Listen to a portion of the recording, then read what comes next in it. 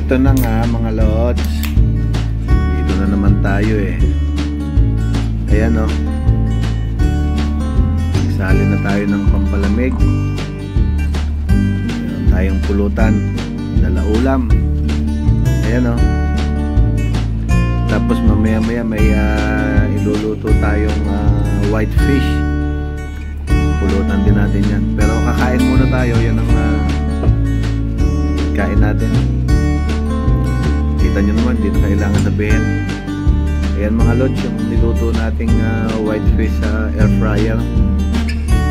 Tapos nilagyan natin ng expo sauce. Ang sarap pulutan mga lods. Ayan sarap pulutan. White fish, wala yatang bad cholesterol yan. Ayan sarap mga lods. Hindi kayo, sabayan nyo na ako. Inom tayo ng konti at mamulutan ng konti. Ayan